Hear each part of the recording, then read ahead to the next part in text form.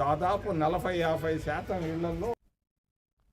కామారెడ్డి జిల్లా కేంద్రంలోని Telangana state union of working journalist 3వ జిల్లా మహాసభలు ఘనంగా నిర్వహించారు. ఈ కార్యక్రమానికి రాష్ట్ర అధ్యక్షుడు విరహత్ ఆలీ, ప్రధాన కార్యదర్శి రామనారాయణ, ఎమ్మెల్యే వెంకటరమణారెడ్డి తదితరులు హాజరయ్యారు.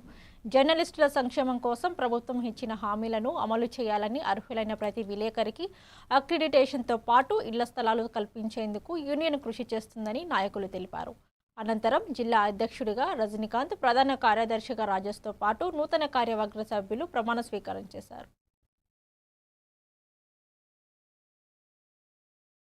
ఈ మాట ఎందుకు చెప్తుందంటే, 2 రాష్ట్రాల సరిహద్దుల్లో ఉంటూ 2 రాష్ట్రాల సాంప్రదాయాలు సంస్కృతి మధ్యన జీవితం కొనసాగిస్తున్నటువంటి ప్రాంతాలు కామారెడ్డి జిల్లాలో ఉన్నాయి. ఉన్న విలేకరులకి ఇళ్ల స్థలాల గురించి మాట్లాడినప్పుడు ఇంతకుముందే నేను చెప్పినాను, ఖచ్చితంగా అది ఐటెక్ ఏర్పాటు చేస్తామని నిన్న వాళ్ళు వచ్చినప్పుడు కూడా నేను చెప్పిన.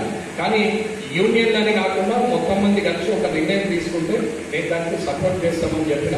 ఒక యూనియన్ అంటే యూనియన్ కూడా చేయాలంటే అది కాని పని.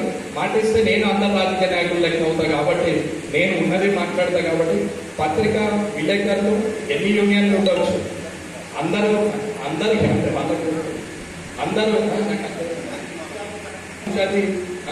అక్రిడిటేషన్ కృషి చేస్తాను చెప్పినా. నేను ఎలక్షన్లు అయినాక కూడా చెప్పినా నేను అన్న, ఒకవేళ అది కాని పక్షం వస్తే మీరు అసలు అక్రిడిటేషన్ జర్నలిస్టు జెన్యూన్ ఉన్నోళ్ళు ఎంతమంది ఉన్నారో అక్రిడిటేషన్ కార్డు స్కూల్లో నేర్చుకున్నాం. ఏంటంటే కత్తి కన్నా కలం మేలు అనేది ఒక చిన్న లైన్ నేర్చుకున్నాం. అదేంటంటే జర్నలిస్టులకి అర్థంలాగా ఉంటుంది. మీరేంటంటే జనాలకి నిజాలని చేరేయడంలో ఎంత కష్టపడతారో అందరికీ తెలుసు. నేను మీకు ఇస్తా, దాన్ని ఒక 100 గజాలు 120 గజాలు కొనుక్కొని ఒక 15 లక్షలు అయితే నేను 15-20 లక్షలు అయితే దాంట్లో 3-4 లక్షల రూపాయలు